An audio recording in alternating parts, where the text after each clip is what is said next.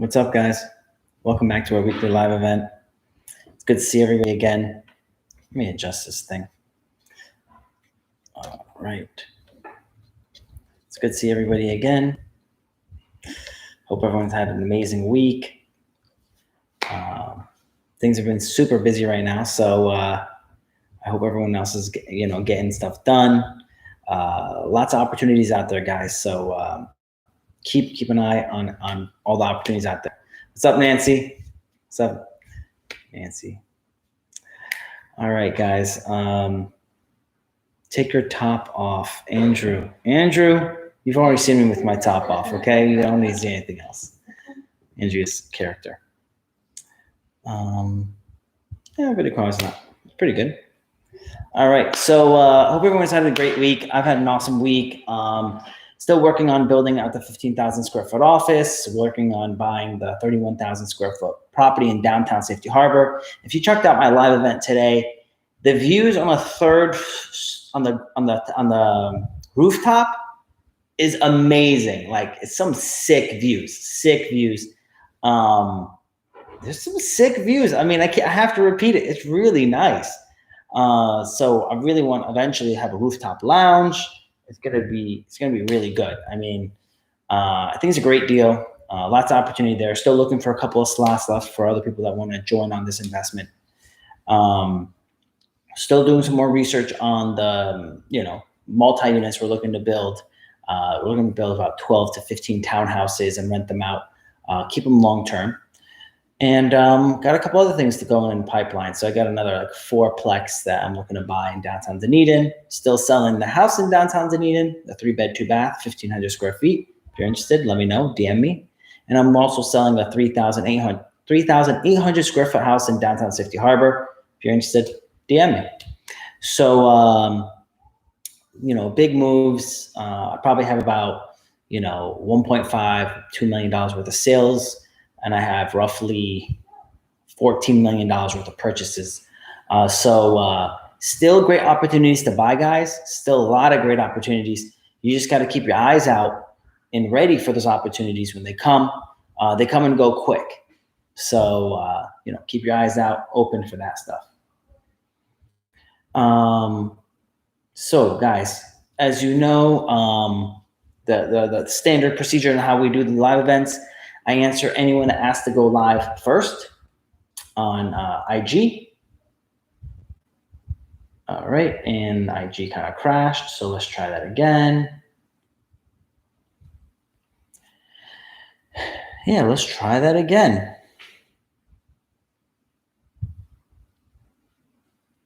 All right, so George on YouTube says, congrats on the article, Pascal. 21 years of an overnight success. That's right, George. Thank you, George. I appreciate that. Thank you. I mean, you guys are super successful in New York. You guys own a bunch of commercial real estate up there. So, but yeah, I've been studying since I was 14 years old, and now I'm 35 years old. I own a good amount of real estate. I have a lot of stuff in the pipeline. I mean, God willing, I mean, we're probably going to do, $20 to $60 million worth of deals. I mean, it's really the idea is finding good deals. So it's really not how much we're going to buy. It's really about finding something worth buying. So yeah, between 20 to $60 million worth of deals. So God willing, it's going to be an amazing year. And even if the economy falls, God willing, we'll be doing more deals next year too. So, and I do think the economy is going to fall, but if you buy good real estate, it doesn't matter if it's going to fall, because it doesn't matter what happens in a 1-year period of time. When you're looking at real estate, you're looking at a 10-year period of time, or you should be. So if I buy it today, it drops, but it picks back up, but consistently I'm renting it out because it's in a great market, then I'm still making money, and I'm just doing more deals, because I'm gonna have a 10-year pattern is what I'm following, not a yearly pattern. So thank you, George. Yeah, the article was awesome. That's really cool of them to write the article about me. So it was fun. In which city do you trade? I'm in basically the Tampa market. So I'm in a number of counties in this area, and I look at every type of real estate. So I'm not stuck to like homes or multi-units or commercial. I will buy anything that is a good deal. So if it's a good deal, I get it. A lot of people are turned off by retail. Well, back in 08, when I was buying residential, everyone hated residential, but I got in because it was cheap and it were good deals. Now I'm looking at commercial because there's good deals. So the fact that everyone's turned off by that doesn't mean we should be too. As real estate investors, we should be value investors. It means we're buying value. Just because everyone else is turned off is actually helpful. When everyone else is turned off, that means we're going to be able to get great deals. And that's what I'm looking for, great deals. All right, let me look through some of these questions. So normally, this is the process. This is how I answer questions, guys. This time is for you. This time is not for me, right? This time is for you. Normally, as you guys know that use my services, I have an accounting firm, I have an insurance agency, I have a mortgage company. If you want time with me, one-on-one, it's a lot of money. You guys get that right now. Whatever questions you have, I'm going to answer it to you for free. So this is your time to ask me great questions, hard questions, problems you're stuck on, and how you can move your deals forward or different strategies you can take on for your business. This is your time. How I answer these questions is 1, ask for video chat on IG. We'll go live, we'll answer questions. 2, send in a DM on YouTube. 3, send in the question section on IG. And lastly, I'll scroll through the comments on IG. But obviously that's a lot of time being wasted. So it's better for you to just go video chat and submit your questions. What's up, Alexis? All right. Jorge says, did you get your real estate license? No. I have my mortgage license. I have an accounting firm. I have an insurance agency. We do construction, but I'm not a realtor. And I buy my own deals without a realtor. And I sell my properties without a realtor. Sometimes, do I use a realtor? Yes. If they find me a great deal, I'm going to use them. But otherwise, I don't need a realtor. You don't have to have a real estate license to transact in your own deals. It's a good idea to have a good realtor, though, just in case you have a question, and you can have a good relationship with them. So, but no, you don't need to be a realtor. Is it $20 to $60 million in new investment properties, or is that in loans sold? No, I'm talking about $20 to $60 million in new properties purchased that I'm going to be having in my portfolio. We are obviously going to be doing loans too, DM us. We'll be happy to look at your 1 to 4 family purchases and refis. So that's in addition to any of the loans we're doing. Next question is, do you see foreclosures coming soon? All I can see is prices going up. Foreclosures coming soon? No. The forbearance is going to stop in September of this year. I know they're saying it's going to be June, but that's not incorrect. It's going to be pushed back to September. So at that point in time, they're going to start the foreclosure process again. And it takes 12 to 24 months before they start hitting the market.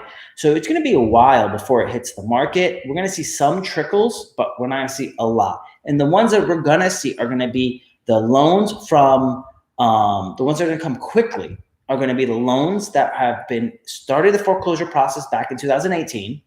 And they're going to be private money mortgage foreclosures and owner financing for foreclosed properties. Then it's going to come the bank loans because they're the slowest. Most likely also the bank loan foreclosures. Those loans are going to end up being sold in packages to like BlackRock and other hedge funds. So we're going to end up seeing the smaller loans or the smaller package of loans, which is from smaller groups, not from the big banks. Again, hard money type of loans being foreclosed on, owner financing type of loans that are going to be foreclosed on, and the foreclosed loans that are on that are non-QM type of loans. Those are the type of foreclosed properties we're going to see. So, but the big packages are going to end up being bought out by like BlackRock and companies like that. But opportunities will come, but be aware. And what I'm trying to tell you is everyone's stuck on residential. What I want to open your eyes to is that there's going to be a huge opportunity and it might not be residential. Be prepared that the opportunity that's going to come is going to very likely be in commercial. Be prepared, be ready, because you can also get an owner financed commercial property. You don't have to get an owner financed home. You can get an owner financed commercial property. And I am looking at small plazas. People would ask, why would you want to get into commercial real estate? Because there's still a need for a barbershop. There's still a need for a nail salon. There's still a need for dry cleaners. You can't get Amazon to cover those, right? You're not, those businesses are still going to be needed. So why wouldn't you own the plaza? I think it's a good business if you buy it at the right price. Remember, you make your money in the buy. And if you can get owner financing on top of that, that's awesome. All righty. George on YouTube says, what is approximately the rate on a SBA loan of 80 to 90% on a $2 million loan? So George's question is, if you're going to get an SBA loan and you're going to put down 10 to 20%, what is the interest rate you're likely to get? So if you guys don't know what an SBA loan is, it's a small business administration loan. And it's a loan normally, if you're referring to a commercial building loan, it's a loan that they'll give you if you occupy 51% of a commercial building. This loan is normally in two portions, a 50% portion and a 40% portion. The 50% first portion is by the bank. Normally a mid-sized bank will give you that loan. And then there's the 40% portion that the SBA will give you. This makes it very safe for the bank, because now the bank or credit union is only exposed to 50% of the risk. Their first mortgage position. So let's just say you buy $1 million property, they will cover the first 50%, so $500,000. Then the SBA will cover an additional 40%, the other $400,000. The SBA is taking on the higher risk because they're in the second loan position, and if the property loses value below, say it loses 20% of value, the SBA is taking the loss, not the first mortgage. So it's a really good loan for the bank to make because the government's taking on most of the risk. Now you, as a business owner, will only need to put down 10%.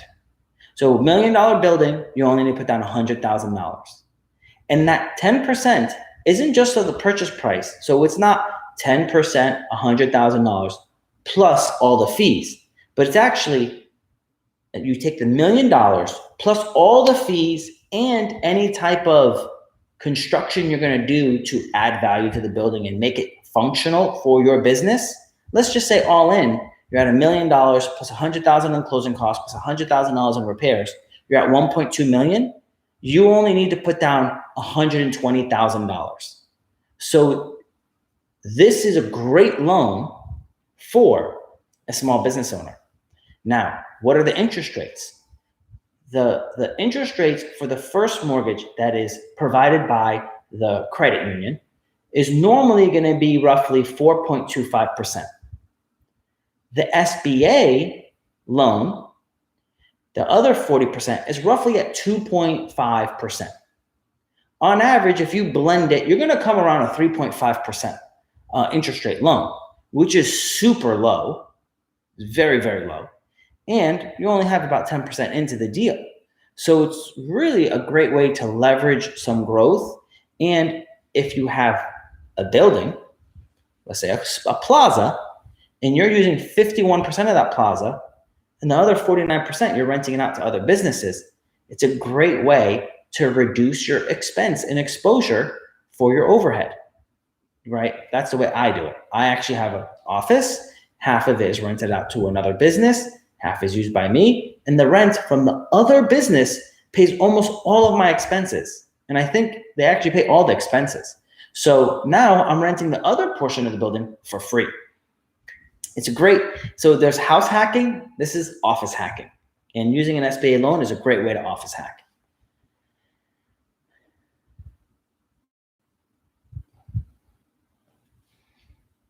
All right. Next question we got here is, what is the best way to buy your first property, but to gain passive income?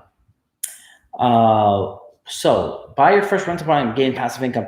So I suggest buying a fourplex, living in one side of the fourplex and renting out the other three.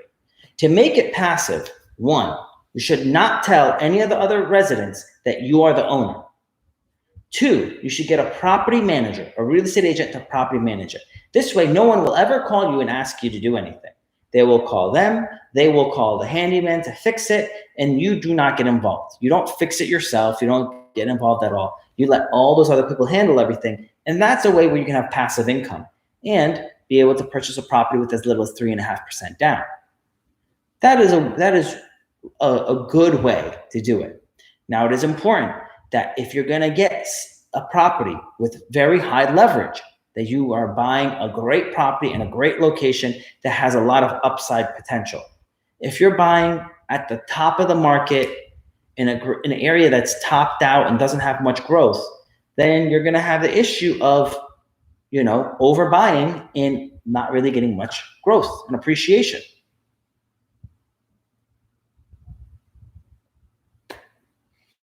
All right, Cody has a question. Let's see what it is. Hey, what's up, Cody? How you doing, man? I'm doing good. How are you? Doing good. So I've been following you for quite a while.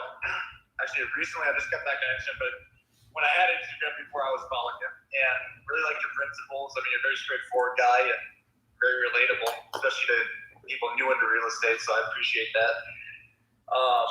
Thank you. My question is, my wife and I, we've been following Dave Ramsey for quite a while, and we get so far ahead where we're paying off debt, we're doing really good and freeing up our income, and then it's like, squirrel, okay, we got extra income so we can go lease a new car. Or it's like, it's find that discipline, right? Where you're doing good, so you feel like you deserve something, you should treat yourself. Well, obviously that doesn't coincide with the real estate goals, but my question is there a balance between saving for a house versus paying off debt, trying to build our credit, because we're both right around like a 620, 630. Credit score? And, yeah. Okay. So, really trying to find that sweet spot of putting money away for a down payment, paying off debt to free up income for the debt to income ratio, and then also building the credit score for a better interest rate per se. So how would you address that? So you have a lot of great questions, and so let me start with, as you guys have heard before, I say I don't agree with Dave Ramsey, right? Yeah. With his concept of basically pay cash for everything. Right. But he has a lot of great principles that we do agree on, which is you should not have any debt that's, let's just be simple, 15% interest rate debt. There's no reason for that, right? We should pay that all off. And any money that you put in the stock market is supposed to average, 7%? So if you pay off your credit card, you're doubling stock market averages. Sure. So yes, you should pay off all your credit cards. Now, the idea of treating yourself is nice, but when you have so much debt that you're not even at a 680 credit score, you're not at a point to treat yourself. And I don't want it to sound like I'm trying to be too strict, but I'm just being real, right? I'm just being real that, it's the idea that having a cheat day, and then really the question comes to, what is your cheat day, right?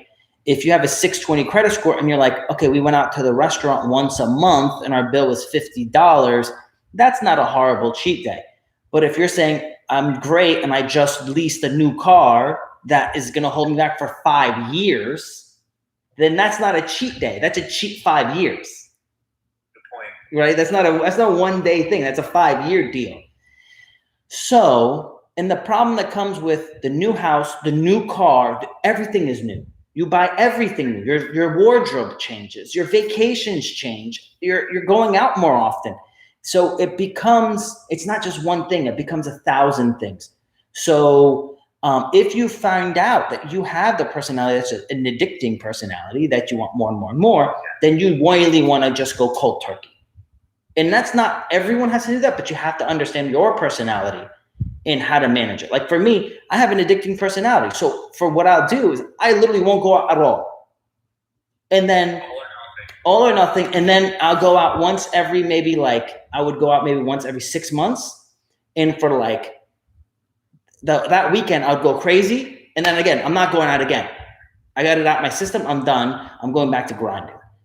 Now, eventually, now I'm kind of more consistent. I'm more level than I was before, and I'm more consistent. But to the point, a new lease is not a cheat day. It's a cheat 5 years. And you're sacrificing 5 years in that lease. Because that lease in a mortgage payment, for every $400 of debt that you have, $400 of debt, that gives up $100,000 in a home mortgage.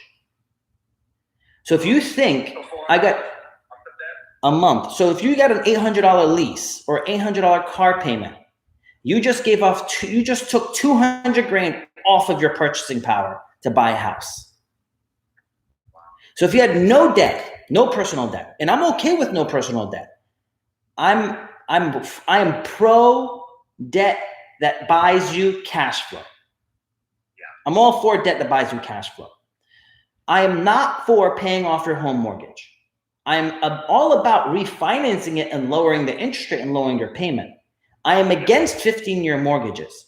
And there's a long explanation why. But to the point, if you have an $800 car payment, you gave up $200,000 in your home that you could buy, or the duplex or triplex or quadplex. So if you say, I can't buy a duplex, I can't afford it.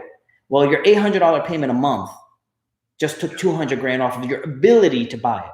Well, I want a 3-bedroom, 2-bath duplex and I can't find that. Well, maybe you should get a 2-bedroom, 1-bath and still suck it up, because some people think that the end goal is buying 1 fourplex. The end goal is not buying 1 fourplex. The end goal is you own minimum of 10 fourplexes.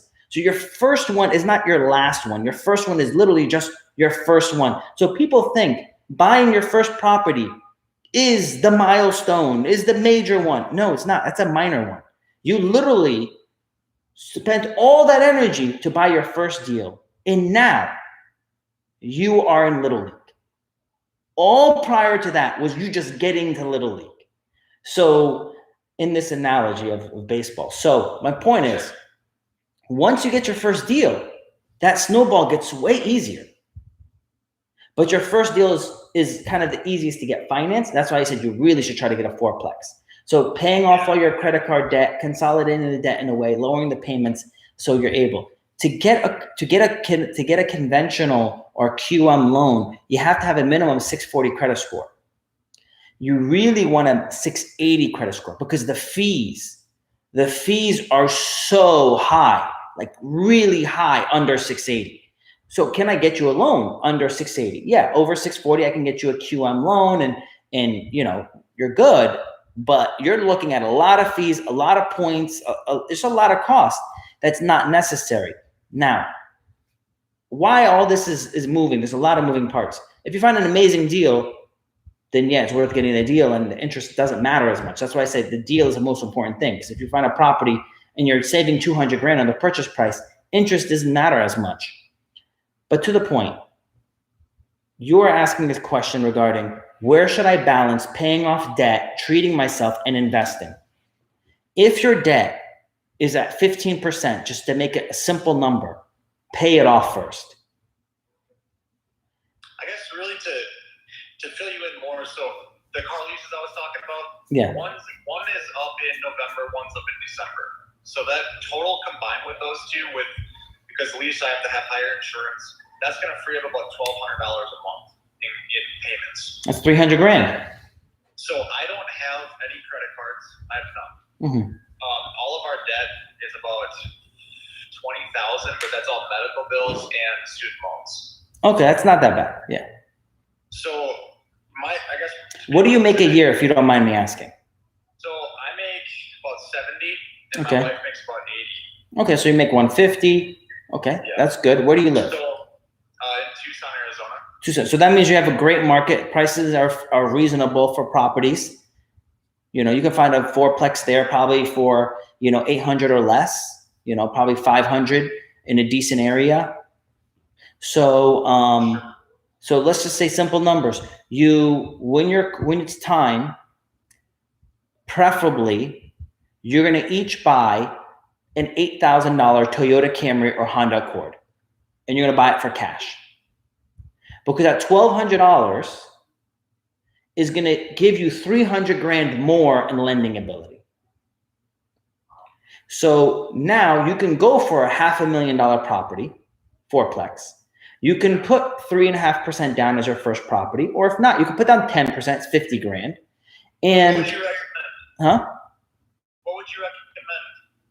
I would try to find oh, go ahead. For a down payment, would you recommend saving that $1,200 and getting the 10%, or would you rather get the property? So, in the perfect world, you have 20 to 25% down. In the perfect world, you have it. Then, after you buy it, you get a home equity line of credit and get your money out right away. This way, you avoid PMI. You have low closing costs, or lower closing costs, and then you got your money right back out. If you don't have that and you find a great deal, put 5-10% down and get a great deal, because it's the deal that matters. It's the cash flow that matters, because we're going to go through a hyperinflationary period that your asset values are going to go crazy high. That's my opinion. So you're not riding the wave of, oh, I made $400 a month from rent. That's not what it's about. It's nice. What it's about is that if asset prices average a 7% appreciation over a 10-year period, that means you've gained $35,000 a year on that house, on that fourplex. And that fourplex goes from $500,000 to $850,000 in 10 years. Now you might be in the same spot as if you were renting, but now you lived in that spot, you've gained 400 grand in equity, and then you've been making $400 a month. As asset prices go up, rents are gonna go up, and that $400 a month is gonna end up being $1,400 or $2,400 a month for that fourplex in profit. You're gonna do a refi, remove your PMI, blah, blah, blah, blah, blah. And then at that point, you're gonna probably get a cash out refi, pull some more cash out, and use that money to buy another deal. So that's why I said the snowball starts after your first deal, because you're building the asset, you're building the wealth in that deal, and you pull it back out and you put it into another deal. You make it bigger. The goal is to own a ton of assets. And if you use low interest rate debt for those assets that are bringing you in cash flow that cover those expenses, that's why I don't buy raw land, because it doesn't bring you any money to cover the expenses. You're constantly growing. Worst case scenario, you guys make $150 a year. If the tenants don't pay, you out of your own pocket could pay that money. That should never be your goal, to pay money out of your pocket to pay for the cover of the property. But it is nice to have the ability and the comfort to know, hey, worst case scenario, I could cover this. Yeah. So that is the idea. Now, I can tell you how to diet, and I can tell you how to exercise, but I can't make you go to the gym, and I can't make you put down those sweets. So if you're constantly spending money and giving yourself something nice, by a new lease or this or that, my advice to you is buy a used quality car, preferably for cash, and then remove that debt, because then you have so much more availability for your payments on the house. So basically, I'm getting a company truck. They're offering this new program, and my wife's lease, it's a Mercedes, but it's only $250 a month. Would you recommend buying a car cash, like you said, for about $8,000, or if we could find another lease for like $200 a month? $200 a month is $50,000. Oh, I see how you're looking at it. Right. So what I'm saying is, I'm not saying don't get it after you buy the house. Sure. Buy the house, and then so the rule is always this: you buy the asset first, then you can get other stuff. Okay. So, and if you were a business owner, I would say buy your business, then buy your home, then buy your cars and everything else you want to buy. So there's steps. So what I'm saying is you can get another lease later, but I would say is buy the property first, then do it. And now you have the ability, the flexibility. Now, the other thing you need to look into is why is your credit low and what you need to do to change it. You might need to get more credit cards to have more positive things being said about you by paying them on time. So you might not have enough. You might have gotten just one credit card and screwed up on that one. So you don't have a lot of options to show that you're good, credible. So you need more credit cards and you're paying them on time, and it's going to give you more credibility. That's what the bank said when we actually, a little over 2 years ago for these cars was, like you have bad credit, they said you should have a lack of credit. It's the way they put it. So that means you need to each get 3 credit cards and pay them off every single month. And then you'll have 3 different credit cards saying good things about you every single month. Okay. Because each of those credit cards is like a person that is your reference. And every month that you pay them off and pay them on time, it's saying good things about you. Currently, you don't have anybody saying anything good about you, if you think about it. So you need someone to say something good about you. Good point. You do those 2 things in 1 year. You do those things in 1 year. You'll probably have like a 680 credit score. You'll have enough money for a down payment. You can qualify easily for probably over a $500,000 loan. And you could get into a quadplex. And again, is the market going to dip in the next 2 years? I think there's going to be a dip and then a huge bounce back, higher than where we are now. So you could, worry about it in the middle, but the areas that I like buying, the really quality areas where I'm at, when that seller sells and he's owned that property for 30 years, the next time that property comes around, it's going to be years later. So like in 2008, there was a bunch of properties that were sold for really what I thought was super expensive. Those properties didn't come up for sale until now. It wasn't like, later they're going to come up for sale and I can buy them cheaper than what it was. No, the people who bought them had strong hands and they were able to hold off until the next boom. So if it's a super high quality property, the dip isn't going to make it available all of a sudden unless it was, a unique scenario where it was a weak hand that bought it. So that's my advice for you. So really, if I'm summing up what you're saying, the cash cow is the not inflation. It's the appreciation, which comes from most of it comes from inflation. But on top of that, if you're buying in a great area, it's the appreciation of the area. But a lion's share of the money, the value of properties going up is inflation. When you get a loan, you are shorting the dollar. And how you automatically win is because the federal government said they cause inflation. So if you get a loan backed by an asset, inflation is going to cause the asset to go up. Inflation itself, because the dollar is being devalued, you're shorting the dollar. You win. You win twice on that one move. So it's really, when you really kind of like analyze it and you think about what's happening, it's an amazing position to be in, as long as you cash flow. Sure. Quality properties and quality areas with quality tenants, you're gonna have a winning formula. Okay. My last question, not even really a question. You provide so much. Just this one chat, right? How can we support you? What is some things I can do in the meantime that would help you? So my goal, right, is one, I love what I do, so I like talking about it. And then each part I've like literally studied, because I'm like, how can I get better? So I study each part. I have an accounting firm. I do taxes across the country for corporations, individuals. We do payroll, bookkeeping, income taxes for corporate and individuals. So we offer that. So if you're going to use someone and you want someone that's actually can help advise you on becoming a real estate investor, we specialize in those individuals and in high net worth individuals or small business owners. We also do tax strategy. So if you're paying a lot of money in taxes, which almost everybody we see does, we can advise and say, hey, this is how you can change some things to pay less, still make your tax return look good so you can get more loans. Because some people will do it the wrong way and make themselves look bad to the bank. Like some people will come to me and be like, oh, I'm making a lot of money, but the bank won't give me a loan. And then I'll look at their business and I'll say, well, because you make yourself look poor. You did your taxes wrong.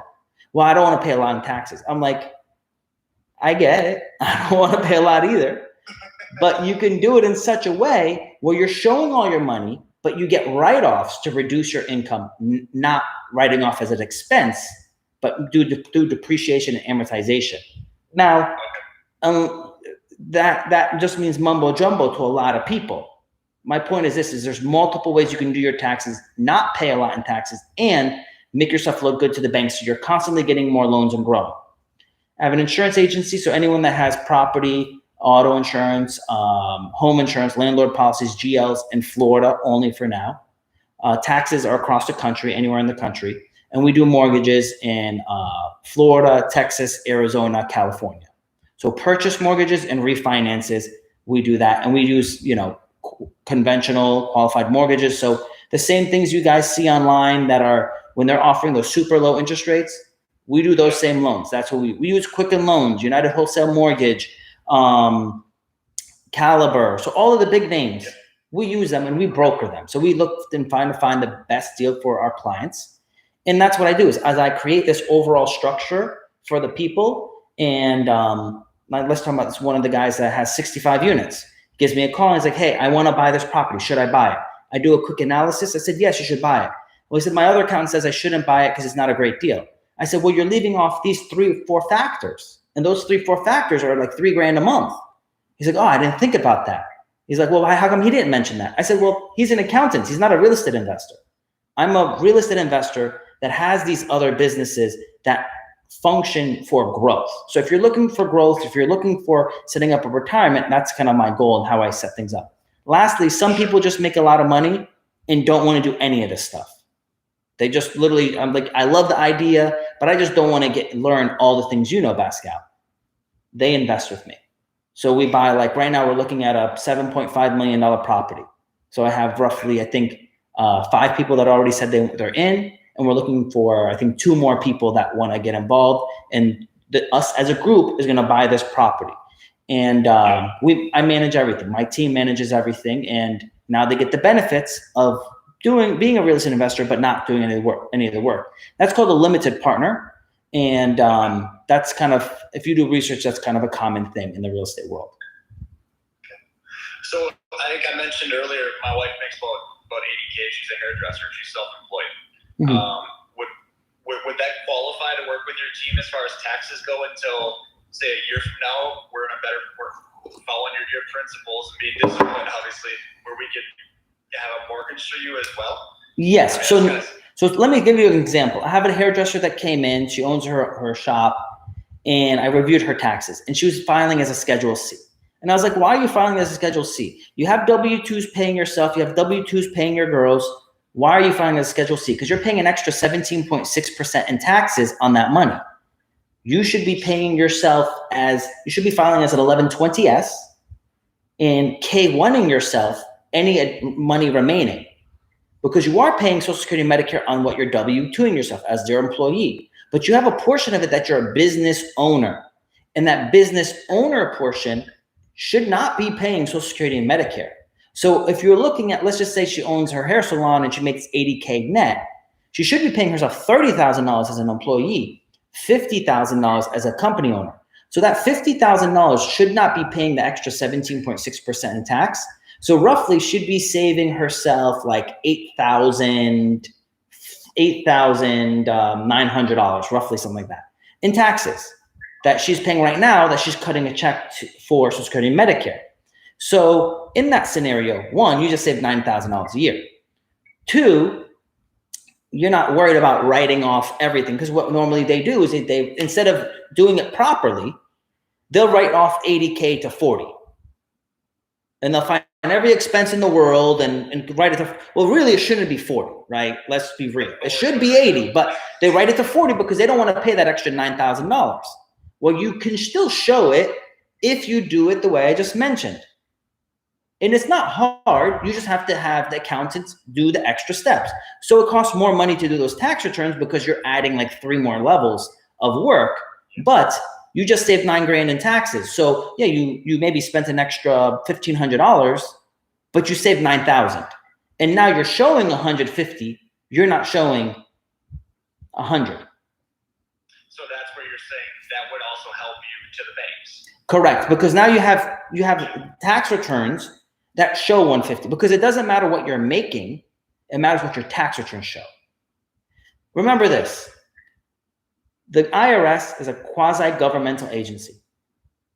Fannie Mae and Freddie Mac is a quasi-governmental agency. They check each other. So if you're telling the IRS you only make 90, even though you're saying I make 150, Fannie Mae, Freddie Mac is only going to give you a loan on 90. Gotcha. So you have to match. Everything must blend together. Even though they're all different things, your picture must match, must blend. Even your insurance. People think, well, how does insurance have to do with anything else? If your insurance doesn't blend your financial scenario and you get into a lawsuit, everything you made is going to be taken from you because your insurance isn't enough to protect you. So you said something, and since we don't normally talk about insurance on this show, I didn't mention it, but I'm going to bring it up now. You said once I get off my lease or once I give back my lease, I don't have to get the expensive insurance. Let me clarify something to you. There is no such thing as the expensive insurance. So you have BI, bodily injury, you have UM, uninsured motorist, you have property damage coverage, you have comp and collision. That is standard in almost all states. You have PIP states and non-PIP states, so there's variations, but roughly, this is all you have, those 5. When you have a leased vehicle, they require you to have comp and collision. Comp and collision means if someone hits you or you hit someone, they're going to fix your car minus the deductible. They're going to require that if you have a lease. If you don't have a lease, you don't have to require it. If you have no loan, you're not required. So the only reason your insurance is going to get lower is because you gave up protection to fix your car if it gets broken. So that's not cheaper insurance. You gave the cheap is not cheap, right? You gave up value and you got a lower price. So did you actually get cheaper? No, you actually reduced your value and you reduced your price. So in reality, you didn't. And most of the time, the cost of these 2 items is not very much money. So you give up a lot to save a little. Part 2, you have 100, 300. Normally, when you're on a lease, you're required to have 100, 300, 50, 100, or 25, 50, whatever it is.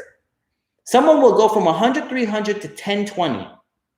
100, 300 means this: $100,000 of payout per person, $300,000 of payout per accident. What people will do is after they give up their lease and they buy a car for cash, they'll drop down to $10,000 payout per person and $20,000 payout max per accident. You give up 90% of your coverage and you might save $100 for 6 months. Yeah. Let me repeat that. You gave up 90% of your coverage and you saved $100 every 6 months. Like when I see that, I'm just mind blown.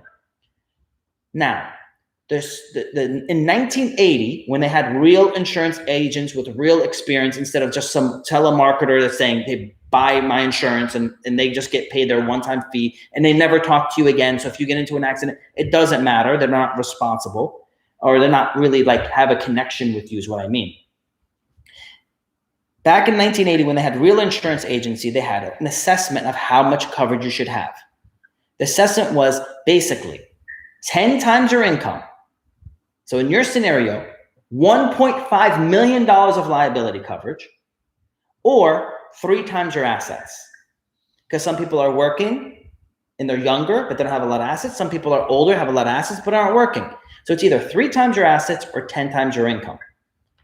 So in that scenario, in 1980, standard individuals were getting 100, 300. So when I talk to someone that's in their 50s and 60s, I ask them a clear question. In 1980, when you had insurance, how much insurance did you have? 100, 300. Today, in 2020, how much insurance do you have? 100, 300. I said, in the last 40 years, did medical bills go up? Yes. Did the cost of your car go up? Yes. Did the cost of everything go up? Yes. Then why doesn't your insurance reflect the true cost of things? And then they're like, wow. Most people don't realize you can get a 500 policy, which is 250,000 per person, 500,000 per accident, auto policy, and get a $1 million umbrella. An umbrella is like, you can imagine, it covers everything you're doing. So it covers your car, your home, your assets, and even your rental properties for an additional $1 million. So if someone sues you, they give you a free lawyer to defend you. And if they owe the money, they pay it for you. That coverage, huh? It's like a shelter. It's not a shelter, but it's an umbrella, right? It's not a shelter because they can pierce it, but it's still a lawyer on retainer for $300 a year. That's cheap. That's nothing. That's 1 hour with a lawyer. So I told someone, if you need this umbrella one time in like 50 years, it pays itself because you're going to need at least 50 hours with a lawyer to defend yourself. Right. Now, that's $300 a year, and you got 12 times the coverage on your auto, and you got the coverage on your home, and you got your coverage on your rental properties. Most people don't even realize this. So, but why does that matter? Is because as your assets are growing and you have more money, you have more stuff, you have to protect it. So, when you're looking at the big picture things of the cost is not very much. So what matters is a lot of people get stuck with, I'm going to start being cheap. I'm going to start saving money here, there, and the other. And the issue with that is they start losing value of, they mix, cheap with value. It is more important to pay more for something worth quality. Like I said, some people ask me this, Pascal, is it more important to buy a fourplex in a decent area or a duplex in a very good area? I said, it's more important for you to own a duplex in a very good area because that duplex is going to go up in value way more than the fourplex would. So be cautious on how you're saving money because not everything that you cut costs is actually you saving. You could probably be giving up more value than the actual money you're trading for it. That's why you're the man. I mean, it's switching the way you look at it. I mean, I never would have even looked at it, things like that. I mean, the value versus, I mean, I think that comes from just the drilling we get from the Dave Ramsey stuff, right? So and that's why I don't. Every single penny. Yeah, and that's why I don't like not only that. It's one part is it's too generic to say no debt and save every penny. Like, no, that's inaccurate. Like, okay, so you're telling me I should buy crappy health insurance? Like, that doesn't make any sense. Or what? So to the point, yeah, it's too generic that it says cheap everything. That's not good. And then the other part is, it's a very, so Dave Ramsey, from what I understand, is a Christian. And he goes off of the concept of no debt. Correct. I'm also a Christian. And I come up from a concept of abundance. Is that God has more than what we need. So when we donate money to people, it is not because God needs our money. It's us showing that we have the faith that God is good to us and we're going to be good as his children to other people. Yeah. When you come to that mindset that I have to pay off my debt because paying off this debt this debt is evil, but I'm not having abundance to help other people. I don't have the abundance to grow. I don't have the ability for God to help me to do this thing. It's so against what I believe in, and I came from not very much. And I changed the idea, and the constant thing that I say to myself is this, God, I don't know how to do this, but I know for you, this is easy. For you, this is nothing. Help me do this. Show me how to do this. Show me how to buy this. I know I can help others. Help me, and I will help others as well. And sometimes you have to step out in faith and help others first and then God also helps you. You shouldn't do things in expectation for a return, but you should do things in faith for what you're going to get, and for what God, who God is, right? Yeah.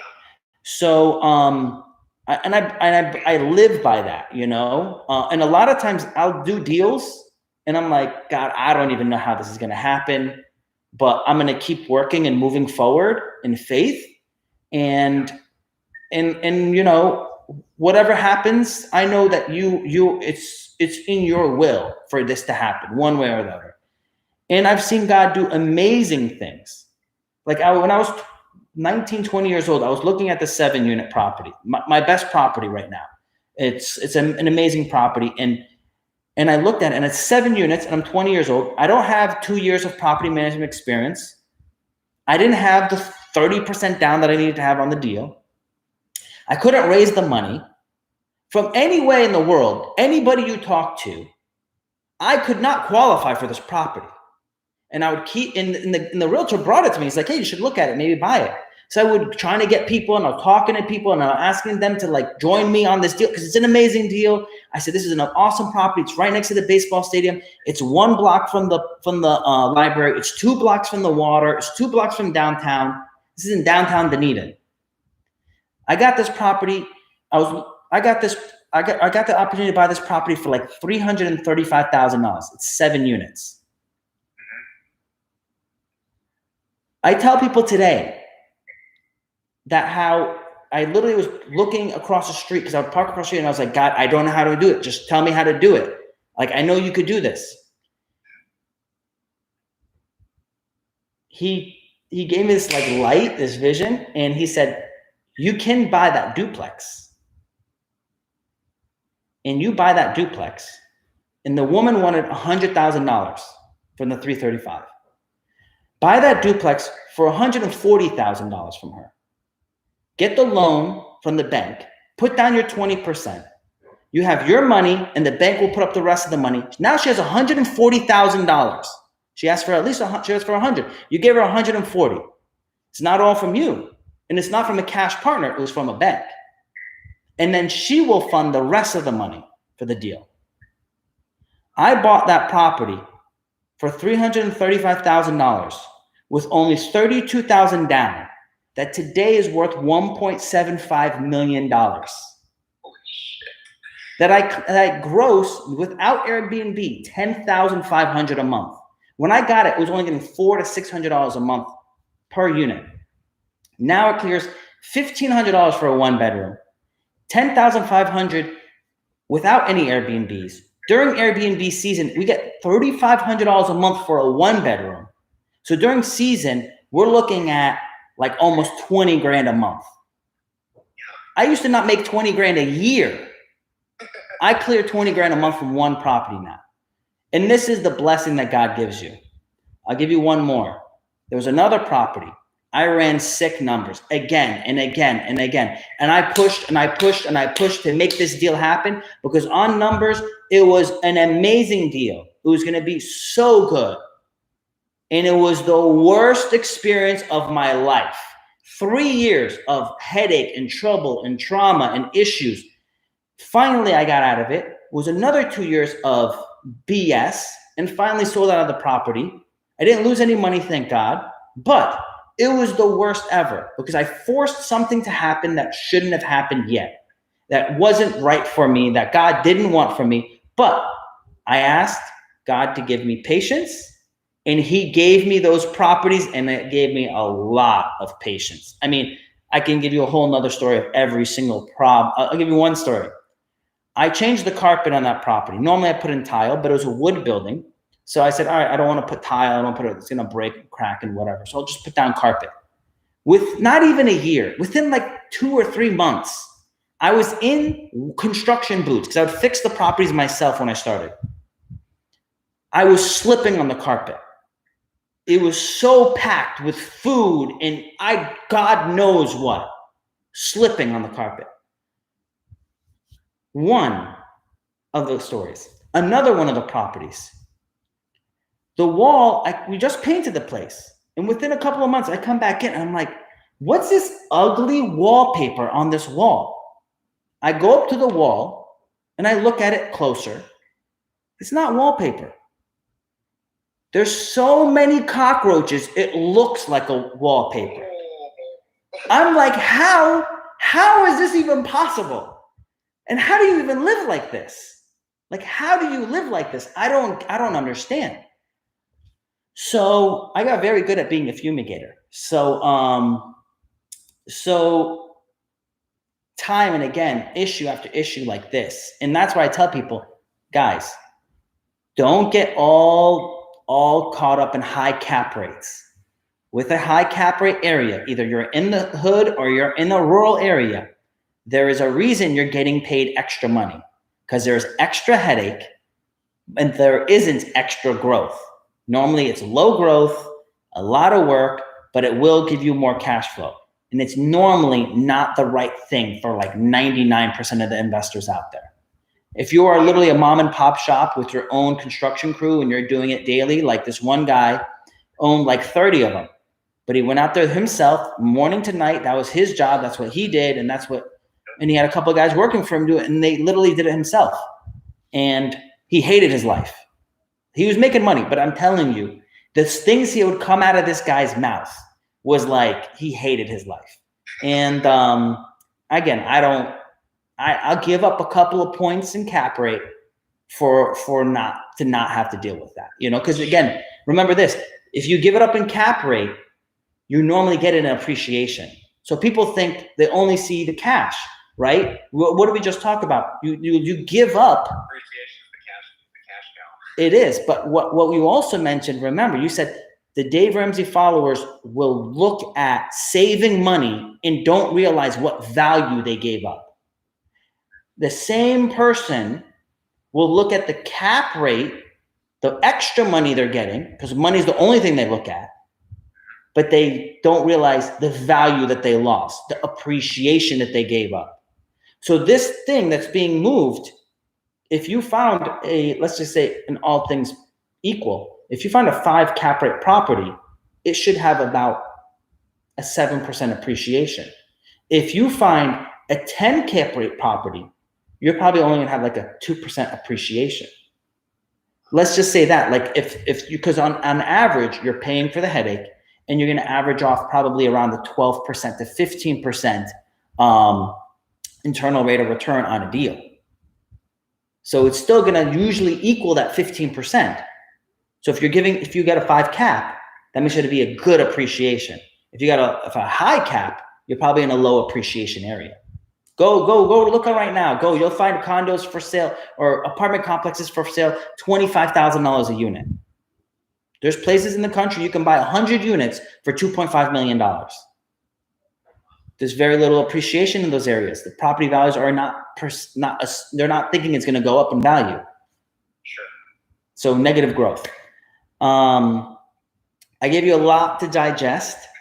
Yeah, I appreciate it. This video is going to be on YouTube. It's going to be on YouTube. Definitely, and I'm going to be real, you need to watch it 2 or 3 times, because when I was learning new concepts, I was like, I know what just happened was really good. I don't get it. So I would have to repeat it again and again. And that's just what it is. So don't feel like you need to get it day one. So just watch the video again, watch it 2 or 3 times, and it's going to be on YouTube, and you're going to get a lot of good stuff out of it. Thanks, man. I appreciate it. I've been following you. So I've been following you. The first property I was watching you renovate was it looked like a little horseshoe, and you had a digger, and you were digging out the pool. You added a pool to it. I forget what it was. That's the coastal cottages. Not double, maybe. You would double the revenue, but we don't do full Airbnb. We do like half Airbnb during season and half not. So yeah, it's right now. Actually, if you look at the pictures with the pools, I update with pools and like the colorful buildings. Yeah, those colorful buildings is that U-shaped property. It looks nothing like it did before. Nothing. Wow. Yeah, nothing. So if you actually Google Coastal Cottages Safety Harbor, you're going to find a Google page with all the pictures. That's the after. That's the after. So you saw how trashed it was. So it was nice. It was a lot of fun. Yeah. Awesome. So I guess the last thing I'm sure there's other people that want to get on. How can I, as far as like the taxes go, your accounting firm you mentioned, how can I reach out to your team? So if you DM us, so Luke, my IG manager, he'll send you the email address for Daniel, and the phone number that's on my IG page, that is to my accounting firm and insurance agency. So if you're in Florida, we'll do your insurance, and if you're anywhere else in the country, we'll do your taxes. Perfect. Yeah. Sounds good, man. Thank you so much again. I mean, you're so genuine. I'm sure everybody else in the street can attest. You're one of the few. So awesome. I really appreciate that. It means a lot. Thanks, man. Have a good night. Awesome. Good night. Yeah. All right. Nice guy. I got a lot of questions on YouTube. So George says, and George has been following me for like 2 years too. So it's really cool to see you get these long-term followers. George says, and the amortization is like a commercial building loan, correct? So the amortization on an SBA loan is normally 20 years for the small, the credit union portion, and it's 25 years on the SBA portion, normally. Oscar says, hi, Pascal. Would you recommend remodeling without permits, which would give higher ROI on a house that I am converting to Airbnb? So the issue with doing remodeling without permitting is that a lot of insurance requires the permitting to get cheaper insurance. Also, if you're looking to sell the property in the future, if you don't actually put the remodeling on the permits, you're not going to be able to sell it with advertise those features. So you're not actually going to get the most money on your sale if you don't actually say your remodel. Now, if you're talking about painting the walls and doing laminate floors and things like that, you don't need a permit for that. If you're changing tile and changing backsplash, you don't really need a permit for that. But if you're making major changes, you're adding a bathroom, you're adding square footage, you're changing a roof, you really need to get permits for that because you're actually doing a disservice to yourself by not doing it. Great question, Oscar. Griffin says, Pascal does not agree with Dave Ramsey. Pascal believes in leveraging good debt. That is correct. I do agree with leveraging good debt. Teen Ambition says, what are some steps to acquire more rentals in a couple of years? So the BRRRR strategy works really well, and there's a couple of hybrids in addition to the BRRRR strategy. So instead of actually doing a refinance, you get a home equity line of credit, and you extract the equity that way. And that way you can actually extract more equity than a standard BRRRR strategy, because a standard BRRRR strategy will only be able to extract 70 to 80%. But with a home equity line of credit on top of the BRRRR, the hybrid, you can extract 100%. So I've done that 5-6 times where I've extracted 100% of value of the property and really being able to accelerate my growth. George says, what are you looking when investing right now? Are you looking for value add, undervalued? If undervalued, what is the discount that you would look at compared on the end of 2019 prices? So I am looking for value add, but I'm also looking for solid areas that are going to have consistent income when the market tanks. Not if, when the market tanks. So it's really important for you to get solid areas. Value add is even a great extra, but make sure you do not get caught in short-term debt. You need to make sure you have long-term consistent debt, because why did Dave Ramsey lose? What did he do wrong? The biggest thing he did wrong, in addition to getting a whole bunch of debt for useless stuff, he got short-term loans on long-term investments. He got short-term loans on his real estate. So he got called. They called his loans. What you don't understand is this. On a conventional mortgage, a regular mortgage that a standard person gets, they'll get a 30-year mortgage or a 15-year mortgage. And that payment is the same for all the years. And if you make your payments, they won't take the house from you. And if you stop making the payments, there's like 2 years before they end up taking the house from you. And you can still work out a deal along the way. When you're dealing with commercial property, investment property, and you have a short-term loan, let's just say you have a 3-year loan. At the end of the 3 years, they're going to say, give me my money. Your loan is only for 3 years. You have to get a new loan somewhere else.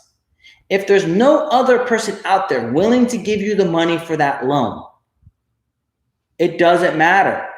That company is going to say, give me my money. And if you say, I'm sorry, I don't have it, and there's no other bank out there willing to give me the loan, they're going to say, I understand, give me the property. That is correct. They will happily take the property that you paid down 50% of the debt. They will take it. They have all the equity. They are happy.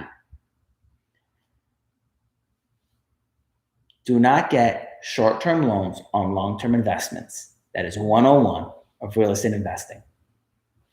That includes hard money loans.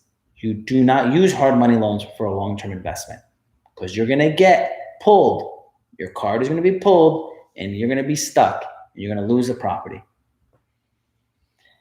So, Teen Ambition says, do you make more from Airbnb cottages than if you rented them? During high season, we will get a lot of money for a short-term rental. So yes, I make more money on Airbnb.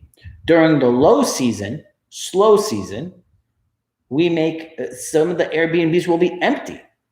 It would be hard to even fill them. So I would make less money than long-term. What we're trying to do is find a hybrid to find the proper mix of when we should convert some of the short-term rentals to long-term and when we should convert some of the long-term to short-term. And by having a good mix, we're able to balance out the cash flow. Can you sell your home with a mortgage on it and pay the loan off from the chunk of money? So what happens when you sell a property that has a mortgage on it? There is a title company or a lawyer that gets involved. There's some states that are called title states and some states that have lawyers that do the closing. And what happens is that middle person, the intermediary, either title company or lawyer, what they'll do is they'll be in contact with the mortgage company and with the buyer. And this buyer will pay the money for the house. They will use this money to pay off the mortgage. Any extra money is given to the seller, and then this buyer gets the property. And that intermediary helps that transaction happen. Now, along the way, this buyer might have a mortgage. So there's going to be the cash from the buyer and the mortgage from his mortgage company. Then there's the seller and his mortgage. So the money in this mortgage comes in, pays off the other mortgage, and gives cash to the seller. And then the property transfers over to this new company and owner. So that intermediary helps all of that happen. Along the way, the lawyer or the title company will normally give what's called a title policy, which basically is an insurance policy on the title, which says no one else in the future can come back and say that they own this house because this title policy gives you insurance saying we give you clear title to this property. Because again, prior to that, someone could come back and say, oh no, I actually own this property because I have a 4th or 5th mortgage on it and something crazy. So that is how loans are paid off today and avoid title issues. All right. Lots of great questions, guys, and it's actually really late now. So I love answering all your questions. Bring some awesome questions. The better the question, the harder the question, the more you're going to be helped and more everybody else that's watching is going to be helped. So bring some solid questions.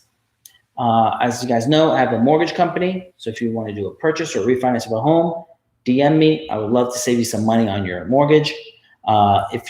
Anyone getting their taxes done, which is basically everybody, we do corporate and individual taxes across the country. So no matter where you are in the country, we'll be able to help you do your income taxes, business and personal. We do bookkeeping and payroll. So let us help you save money on your taxes. And anyone in Florida will help you with your auto insurance and home insurance. We have like 20 different companies we work with, so we'll be able to find you the best rates. We're a one-stop shop financial service center. So That's why, if you can imagine, that's how I'm able to answer so many questions, is because I have a lot of experience doing each one of those jobs. I love you guys. God bless. I'll see you next time.